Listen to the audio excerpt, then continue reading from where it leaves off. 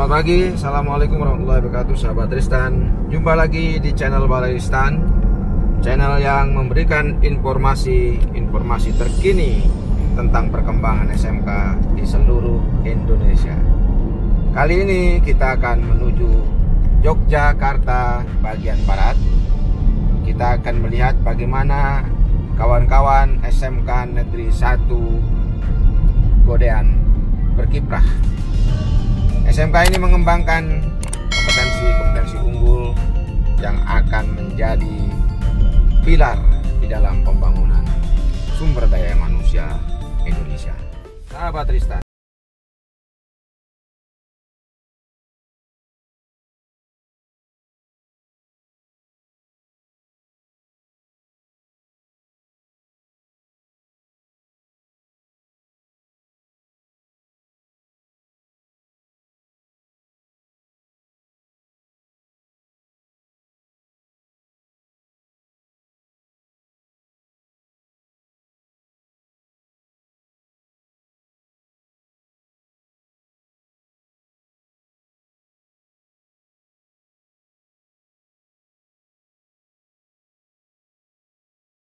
Assalamualaikum warahmatullahi wabarakatuh. Sahabat, saya sudah berada di SMK Negeri 1 Godean. Kita akan lihat kiprah kawan-kawan di SMK Negeri 1 Godean dalam mengembangkan kompetensi yang ada. Jadi mari kita lihat. Ya, di tahun 2021 SMK Negeri 1 Godean ditetapkan sebagai SMK PK. Ini sebetulnya sejarahnya ada atau kronologinya ada. Artinya tidak serta-merta langsung seperti undian menjadi SMK PK, enggak. Di tahun 2019 SMK Negeri 1 Godean telah ditetapkan sebagai SMK revitalisasi, ya. Kemudian di tahun 2020 dilanjutkan. Nah, untuk menjadi SMK revitalisasi ini memang sudah dilihat dari direktorat, artinya sekolah ini layak. Kemudian mengajukan proposal. Kemudian pada waktu itu juga diverifikasi dari direktorat, artinya setelah mengajukan proposal layak enggak ini sebagai SMK revitalisasi. Pada waktu itu 2019 sudah ditetapkan sebagai SMK revitalisasi. Kemudian di tahun 2020 masih diteruskan sebagai SMK COE, Center of Excellence, ya. Kemudian pada waktu itu sudah diberikan bantuan cukup lumayan fantastis dari direktorat, baik itu RPS, kemudian peralatan yang lumayan bagus, sangat andal, kemudian soft skill untuk meningkatkan kompetensi guru-guru. Nah, kemudian di tahun 2021 ditetapkan lagi sebagai sekolah PK Pusat Keunggulan. Ini akan segera kita tindak lanjuti di tahun 2021. Itu perjalanannya, artinya tidak serta-merta ini dapat SMK PK, kita melalui perjuangan, kita melalui beberapa proses. Pak Margono, ini kan kalau kita lihat dari proses SMK, bagaimana dia mencapai prestasi yang luar biasa, ya. Apa pandangan Pak Margono terkait dengan program revitalisasi? Iya, revitalisasi memang ini impres Presiden tahun 2016 harus kita laksanakan di sekolah-sekolah. Sebetulnya tidak hanya sekolah yang mendapat bantuan revit saja, ya. Artinya revitalisasi itu bisa diterapkan di semua sekolah, ya. Memang di tahun 2019 SMK Negeri 1 Godean memperoleh kesempatan pada waktu itu, termasuk salah satu SMK yang dipilih sebagai SMK revitalisasi. Maka sangat cocok untuk SMK Negeri 1 Godean yang akan berusaha untuk mengembangkan SMK Negeri 1 Godean ini baik di kancah regional, ya, lokal, regional, nasional, atau bahkan di tingkat internasional. Tadi sudah kami sampaikan kaitan dengan SMK Negeri 1 Godean, ada beberapa bahasa yang dipelajari di sekolah. Sahabat, Impres nomor 9 tahun 2016 tentang revitalisasi pendidikan kejuruan menjadi dasar kuat di dalam pengembangan pusat keunggulan maupun SMK Center of Excellence. Maka mari kita tetap dukung bagaimana pelaksanaan revitalisasi pendidikan kejuruan di seluruh sekolah kita.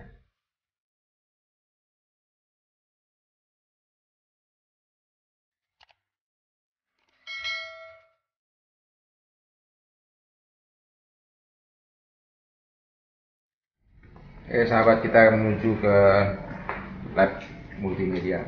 Ya.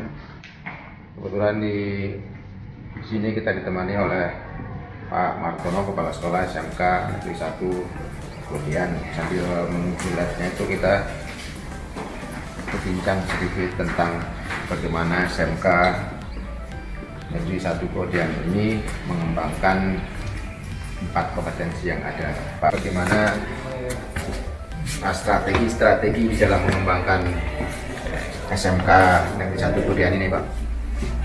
Ya, pertama image dari masyarakat perlu kita pupuk, kita bangun. Ya, selama ini image sudah bagus, tinggal kita mengembangkan. Yaitu salah satu kepercayaan yang diberikan oleh masyarakat kepada sekolah. Jika image sudah bagus, saya kira nanti animo para siswa, orang tua untuk belajar di SMK Negeri 1 Kodian meningkat. Tentunya nanti sudah belajar di sekolah ini kita betul-betul kita sampaikan, kita bimbing siswa-siswa dengan sebaik-baiknya, dengan tenaga-tenaga yang cukup handal. Saya kira itu akan bisa memberikan semuanya yang terbaik. Selama masa pandemi ini strategi pembelajarannya seperti apa, Pak? Ya, ini secara umum dilaksanakan secara daring, PJJ ya. Jadi artinya ini memang kondisi, namun dalam kondisi-kondisi tertentu ini juga bisa siswa kita hadirkan di sekolah dengan batasan-batasan tertentu ya. Jadi kalau untuk praktek memang kalau daring full itu saya kira juga ada kendala kan begitu. Sahabat Ristan, SMK Negeri 1 Kodian salah satu SMK yang menyelenggarakan program Center of Excellence atau pusat keunggulan. Nah, kita akan lihat ke dalam bagaimana labnya dikembangkan.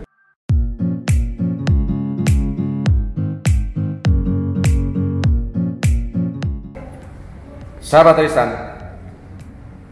pengembangan kualitas SMK bergantung pada bagaimana kita mengembangkan sumber daya manusia yang ada di dalamnya dan bagaimana peralatan-peralatan itu dilengkapi secara layak.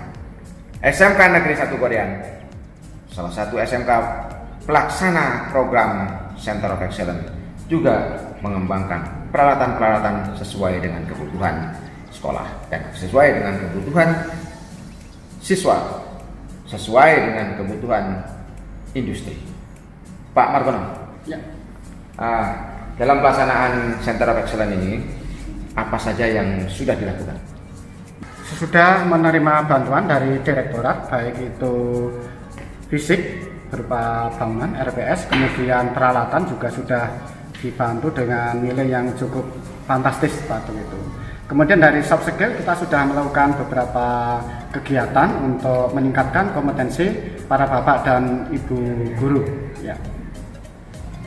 Standar industri menjadi standar yang tetap harus kita acu, dan peralatan yang ada di sini seluruhnya sudah berstandar industri. Pak Martono, bagaimana mengembangkan internship anak-anak atau magang? Ya, ini sebenarnya dari sisi soft skill kita baik guru maupun siswa kita upayakan kita kerjasama MOU dengan beberapa IDUKA ya. Jadi guru melaksanakan magang juga di IDUKA. Jadi nanti betul-betul guru itu mempunyai kemampuan yang sesuai yang diharapkan dari IDUKA, sehingga nanti tidak ada salah arah, salah sasaran atau salah target. Kemudian betul-betul siswa kita kembangkan, kemudian kita lakukan mungkin PPL ataupun kegiatan-kegiatan yang lain di IDUKA yang sudah kita melaksanakan MOU.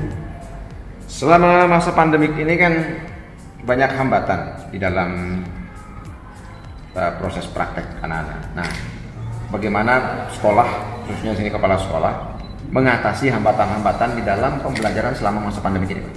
Ya, kita menerapkan meskipun dalam kondisi pandemi ini istilahnya menerapkan blended.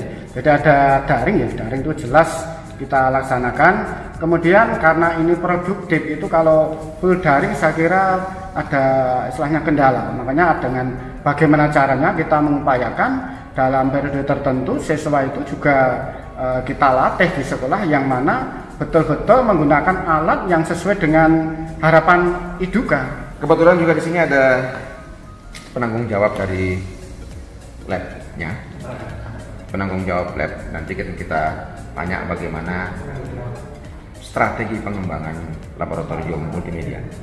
Nah, ini Pak Nugroho. Nah, ini strategi pengembangan laboratoriumnya seperti apa, Pak? Dan bagaimana anak-anak kita diatur selama masa pandemi ini? Oke, untuk kaitannya dengan lab pengembangan lab COE ini, minat kita juga pembelajarannya bisa mungkin di masa pandemi ini, Pak ya, itu dengan berbasis project work. Kemudian pengembangannya yang jelas sesuai dengan standar industri. Karena dari kurikulum kita juga sudah melakukan sinkronisasi. Jadi sebisa mungkin perangkat-perangkat yang ada di sini sebisa mungkin apa yang sudah terbaru di industri. Untuk kedepannya biar anak-anak nanti mungkin sebelum lulus itu mereka sudah tahu. Oh ini platform teknologinya seperti ini, nanti di industri seperti ini. Jadi nanti saat lulus mereka sudah tidak gagap lagi seperti itu. Dan arah kami memang di masa pandemi ini mengingat program pembelajarannya project work, tetapi sebisa mungkin anak kita latih untuk mencoba berwirausaha. Di multimedia sangat luas, Pak. Dari segi banyaknya platform yang ada di teknologi sekarang, itu kan mereka luar biasa. Ada yang misalnya untuk yang desainer ataupun membuat efek-efek untuk misalnya konten kreatif, mereka juga jadi YouTuber ataupun yang hobi menulis, ya punya bakat menulis dan seterusnya bisa menjadi seorang blogger. Itu pun juga ya tidak semata-mata semua wujudnya finansial, tetapi mereka untuk berlatih sebisa mungkin sebelum lulus mereka juga bisa mempunyai penghasilan. Itu arah kami biar nanti mereka misalnya kan tidak semua siswa mempunyai kesempatan untuk melanjutkan jenjang pendidikan yang lebih tinggi. Mungkin mereka bisa berwirausaha dulu, baru nanti kalau misalnya sudah punya kaitannya dengan finansial dan seterusnya, mereka bisa menuju ke jenjang yang lebih tinggi.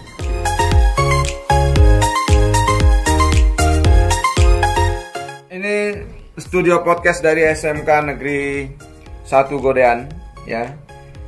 Ini sudah cukup baik. Dari penataannya juga sudah luar biasa, mereka sudah mengatur lighting dengan baik. Nah, Pak Umar ini juga salah satu waka di sini di Humas ya? Ya, Humas. Pak Umar ini waka Humas. Pak Umar, dalam masa pandemik atau selama masa pandemik gitu, bagaimana mengatur magang anak-anak kita atau bagaimana mengembangkan kerjasama industri dengan sekolah? Baik. Selama masa pandemi ini memang kita sedikit banyak menyesuaikan dengan kondisi yang ada di daerah istimewa Yogyakarta khususnya, karena memang kita juga mengikuti kebijakan dari pemerintah daerah istimewa Yogyakarta, di mana di masa pandemi ini untuk kerjasama dengan Iduka itu tetap berjalan, ya, tetapi ada hal-hal yang mendapat perhatian yaitu terkait dengan protokol kesehatan.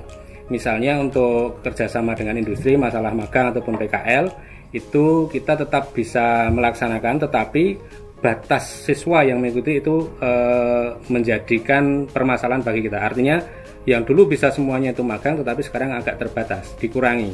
Maka dari itu ada kebijakan lagi bahwa untuk kegiatan magang itu digantikan dengan project work. Jadi tetap ada kerjasama dengan industri, tapi programnya agak sedikit berbeda, di mana mereka itu yang dulunya itu langsung ke perusahaan, tetapi sekarang mengerjakan proyek-proyek di sekolah. Itu seperti itu, Pak.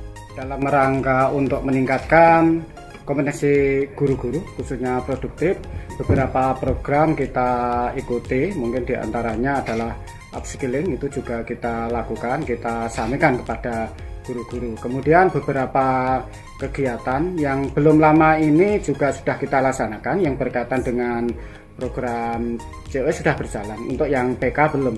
Di COE kita laksanakan diantaranya adalah magang guru di beberapa Iduka yang sudah kerjasama atau kita laksanakan MOU dengan beberapa Iduka. Industri mana saja yang sudah bekerjasama dengan kita, Pak? Untuk yang multimedia ini sudah dilaksanakan, yang terbaru yang sudah melaksanakan 8+ itu Evio Multimedia. Di samping itu ada beberapa Iduka yang lain, diantaranya Pendopo Witso dan ada beberapa yang lain. Tingkat penyerapan dari lulusan kita berapa persen, Pak? Data berdasarkan di tahun 2019 itu tingkat keterserapan ada 87%. Kemudian di tahun 2020 ini berkurang, memang dalam kondisi pandemi, dan juga yang di tahun 2021 ini data belum masuk semua, baru sekitar 34% untuk tahun 2021 yang baru saja. Ya sahabat, ini sebuah kabar menggembirakan. Bagaimana SMK kita menyiapkan sumber daya manusia yang mumpuni, handal, kreatif, disiplin, dan memiliki inovasi-inovasi yang tinggi. Oleh karena itu, mari kawan-kawan industri, dunia usaha, atau partner-partner yang bisa kita ajak masuk ke dalam SMK, mari kita duduk bersama, kita kembangkan sumber daya manusia Indonesia yang mumpuni dan handal. Bersama-sama kita bangun sumber daya manusia untuk Indonesia yang lebih maju.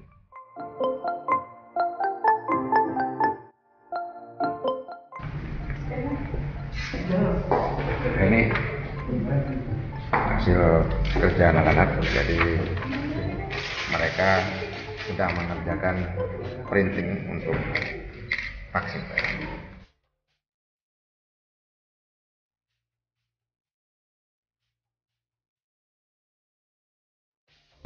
Nah, ini untuk proses laminasinya di sini, ya. Kita lihat. Nah, mereka juga akan membuat produk yang lain. Nanti akan cetak di sini. Ya.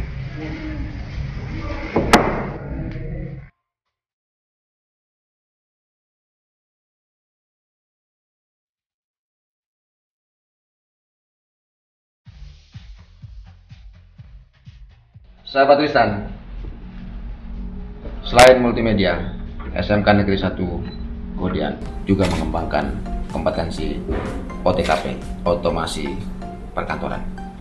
Nah, kita lihat bagaimana proses dari pembelajaran khususnya di kompetensi OTKP. Nah, ada penanggung jawab dari kompetensi OTKP, Pak siapa, Pak? Pak Cihno. Pak Cihno Riastoro. Pak Cihno, bagaimana strategi pengembangan OTKP di SMK Negeri 1 Kodian ini? Oke, untuk OTKP karena kita mungkin juga kondisi perkembangan dari teknologi, kemudian dengan masuknya kita sebagai sekolah penggerak, maka kita juga mulai tahun ini per Agustus kita sudah mulai menggunakan kurikulum terbaru. Sehingga untuk kelas 10 ini juga kemarin juga selain guru-guru sudah di IHT selama 10 hari, sehingga insya Allah sudah bisa minimal mengenal, dan mudah-mudahan juga kita kembangkan bersama sehingga OTKP juga masuk pada strategi yang dikembangkan oleh pusat. Nah, harapannya adalah dengan pembelakangan itu maka seluruh kompetensi atau jurusan dulu ya di SMA Negeri 1 Kodian juga ikut sebagai sekolah penggerak, sehingga nanti ke depan juga kita tetap siap untuk bersaing dengan masyarakat dan juga bisa memenuhi tuntutan ke dunia kerja utamanya itu.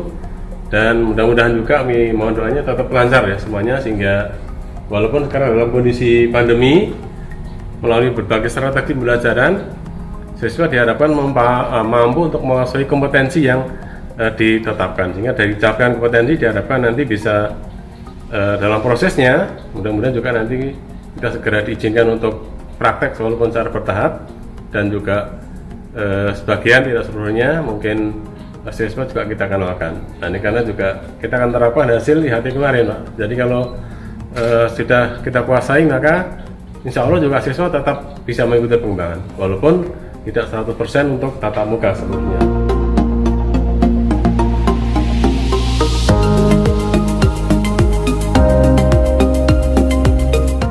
Kendala bahasa seringkali menjadi persoalan yang dihadapi oleh anak-anak kita di pasar kerja.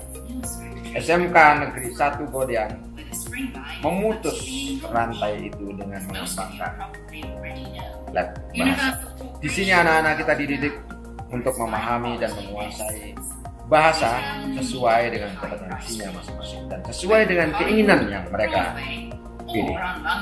Di sini terutama bahasa-bahasa asing dikembangkan. Kita akan lihat bagaimana SMK Negeri 1 Korean mengembangkan kemampuan bahasa anak-anak kita di dalam memahami kondisi dan situasi serta kebutuhan pasar.